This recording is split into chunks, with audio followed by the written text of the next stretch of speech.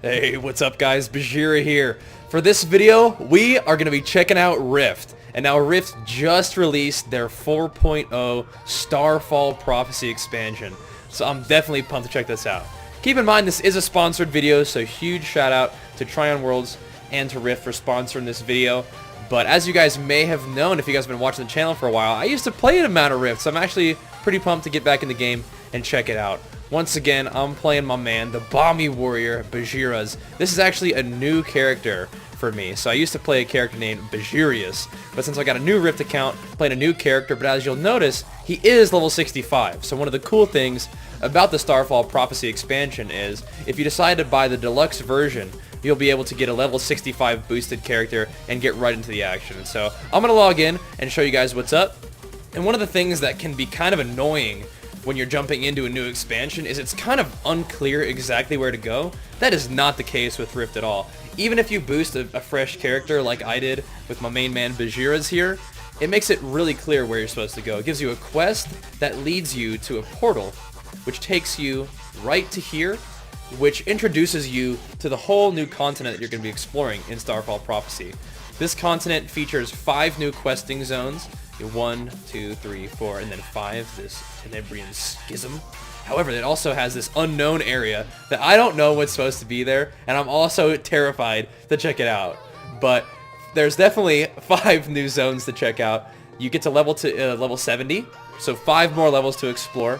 And there's also a ton of new customization that your character has with respect to their abilities. So if you'll hover over some of these abilities, you'll see that some of them have a legendary component. For example, Sergeant's Order. Normally, it pulls the enemy to my location, and if I have the defensive recovery posture active, which is like tanking ones, it forces the enemy to attack me, so it's like a taunt. You pull the enemy to you, and it taunts them. However, if you have the legendary version, there's a cooldown of 1 minute and 20 seconds, and it stuns the target for up to 5 seconds. This stun causes the target to take 100% more damage, only 30% on players, from the warrior's non-warlord abilities. So that's pretty freaking insane.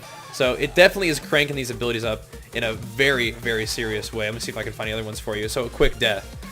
This is basically like when the enemy is 30% health or lower, you get to do a huge physical damage attack on them. That rewards you with an attack point. The legendary version makes it do a little bit more damage, it looks like, which is the same thing, but just a bigger effect, I suppose, and it also counts as a finisher. So there are going to be certain attacks that are usable after finishers, or do more damage after a finisher. For example, Piercing Thrust. You can see the damage is greatly increased if used after a Warlord finisher. So the fact that this thing is going to count as a finisher is going to make your follow-up attacks even more damaging. So there's a couple different abilities that you'll notice that have those sort of legendary components. I'm pretty sure, unless I'm mistaken, I thought Bull Rush had one too. Exactly, it does. So normally, it charges the enemy, dealing damage and roots them. The legendary version will actually knock the enemy into the air and stun them for 3 seconds. So it's pretty freaking insane. Now, the cooldowns on the legendary versions do seem a little bit longer. So what I'm wondering is if it's like a permanent affix to your ability. Oh boy, wait a minute! I just saw this thing pop up. I think we're under siege, team. But let me finish up the legendary thing real quick before we start attacking these guys, because if they're level 66, we actually have to get out of here. But I'm wondering if the legendary versions actually are like a secondary thing, like you can use one or the other.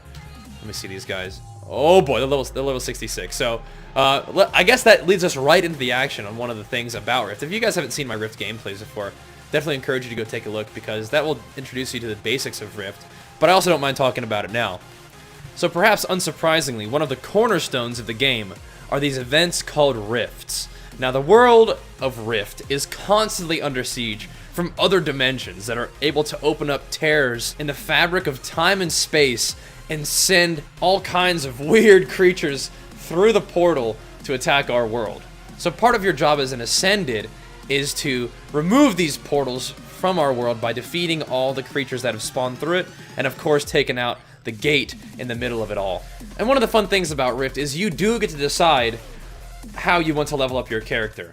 Although I will warn you, if you decide to bypass these footholds or not destroy the rifts as they're spawning, you may find that they will eventually continue to grow take over entire areas of your leveling zone, and then eventually even invade your town. So, fortunately for me, I love defeating rifts, but if you decide that you don't really want to do all that, you're probably going to be facing some consequences later on down the line, which I think is awesome about Rift. But you'll also find that sometimes rifts actually spawn on strategical points that if you defend them, you can actually turn them in your favor. So what I was just battling for right here is a bit of a stronghold where I can set up different things like turrets and healing springs that will allow me to establish a bit of a home base to drive back the invading Rift forces. So this sort of content that just pops up as you're leveling is one of those things that I loved about Rift, and one of those things that definitely keeps your leveling experience interesting and fun. And for as crazy as the rifts are, keep in mind that your leveling experience will be anchored around a brand new storyline that takes you through all 5 new zones of the Starfall Prophecy expansion. And I thought it was really cool that we got to battle sort of mini bosses like this one. Really freaking weird looking.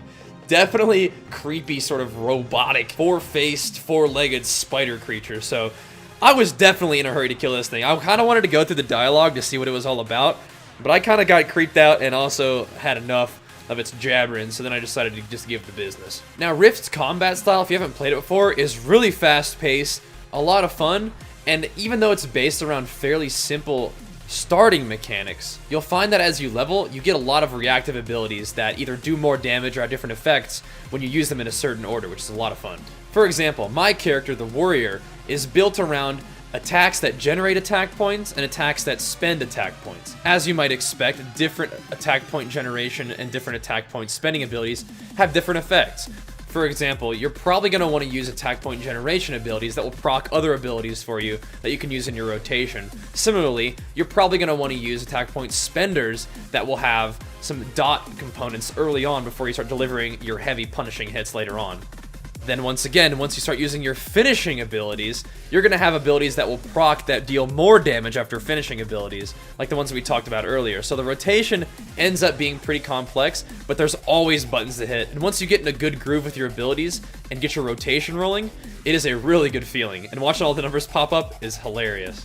I also have a lot of fun mobility skills, like we talked about earlier. Attacks that charge, attacks that allow me to jump away from my opponent, abilities that give me speed boosts. So there's a lot of utility and mobility built in to your attack generation, attack spending, basic mechanics there. And keep in mind that the way that you decide to set up your character has a huge effect not only on the abilities that you have, but the gameplay style as well.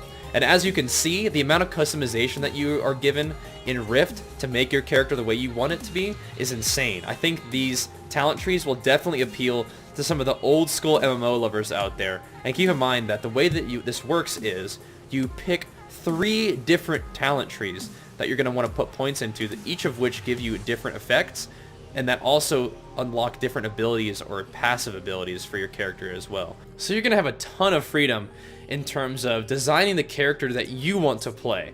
And I alluded to this earlier, but not only does Rift give you a ton of choices in terms of the character that you want to design, it also gives you a whole lot of paths to take in terms of how you want to make your character stronger with the leveling process.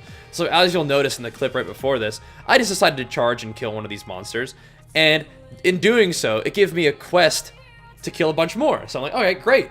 So if you're one of the kind of players that likes to run around and clear the entire zone of enemies, which is definitely what I like to do, they're going to reward you for that by giving you quests to do so.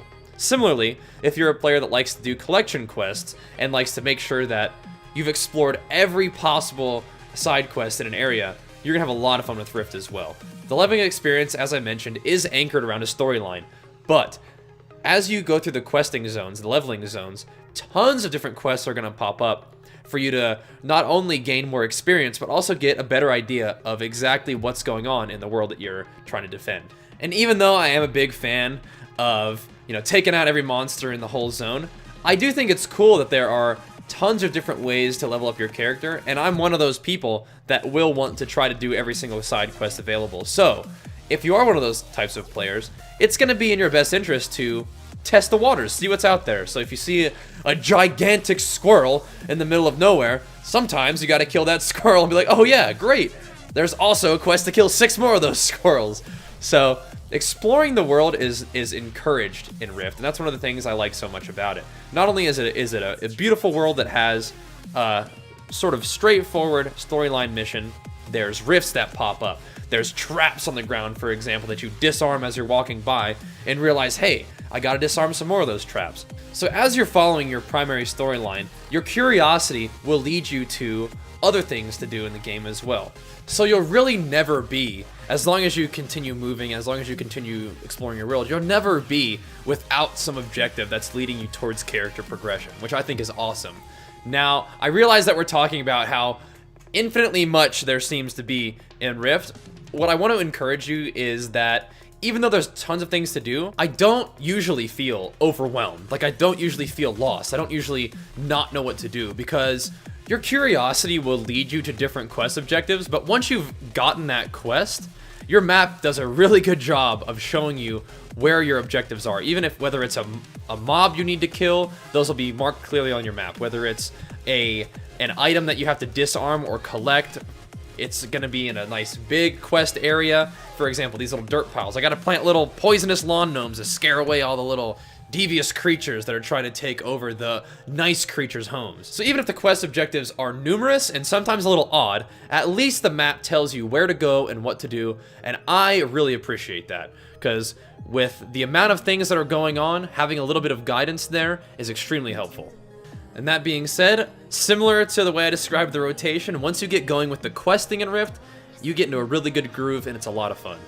So if you're looking for an MMO to play that has tons of character customization options, a whole lot of new content to explore, and a really dynamic and vibrant world to interact with, I definitely recommend giving Rift a try, especially because the Starfall Prophecy is bringing a lot of new content and new stuff to check out.